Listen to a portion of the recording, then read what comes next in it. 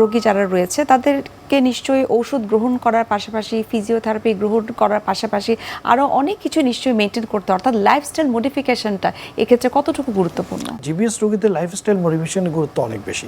অনেক সময় দেখা যায় রোগী ইনিশিয়ালি হয়তো হাঁটতে পারছে না, তাকে আপনি একটা হুইল চেয়ার কিনে দিলেন, তাকে অ্যাপ্রোপ্রিয়েট একটা স্টিক দিলেন, ওয়াকিং স্টিক কুড রিপোর্ট, তাহলে কিন্তু সে হাঁটতে পারলো এবং হাঁটাতে তার ব্যায়াম হলো, মেন্টাল ওয়েলনেস হলো এবং সে একটা কনফিডেন্স ফেরত পেলো যে সে হয়তো তার জবটা হারাবে না।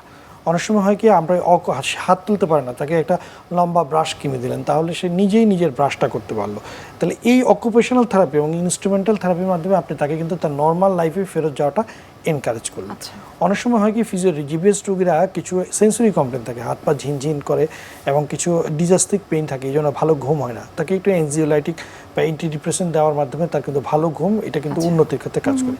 পুষ্টির ক্ষেত্রে আমরা বলবো যে ভালো খাদ্য গ্রহণ, বিশেষ করে সুষম খাদ্য এবং প্রচুর পরিমাণে পানি এবং শাকসবজি, এটা কিন্তু আপনাকে নর্মাল লাইফে ফেরত যেতে সাহায্য করবে। তাহলে ব্যায়াম, খাদ্য এবং মেন্টাল পিস এবং ঘুম, এই কয়েকটা জিনিসের কম্বিনেশনই আপনাকে জিবিএস থেকে একদম সুস্থ করে তুলবে। অসংখ্য ধন্যবাদ। এই জিবিএস সম্পর্কে কিছুই জানতে পারলাম, দর্শকদেরকেও জানাতে পারলাম।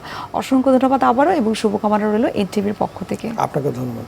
বিশ্বের যে কোনো প্রান্ত থেকে যে কোনো সময় এনটিভি জনপ্রিয় অনুষ্ঠান স্বাস্থ্য প্রতিদিন দেখতে আপনারা ভিজিট করতে পারেন আমাদের পূর্ণাঙ্গ পোর্টাল www.ntvid.com এ। এছাড়াও এনটিভির বিভিন্ন ধরনের জনপ্রিয় অনুষ্ঠান এবং নিউজ আপডেট পেতে আপনারা ভিজিট করতে পারেন আমাদের ইউটিউব চ্যানেল এবং ভেরিফাইড ফেসবুক পেজে। দর্শক, আজ এখানে শেষ করব, দেখা হবে আবার আপনাদের সঙ্গে। সে পর্যন্ত আপনারা সবাই ভালো থাকুন, সুস্থ থাকুন। আল্লাহ হাফেজ।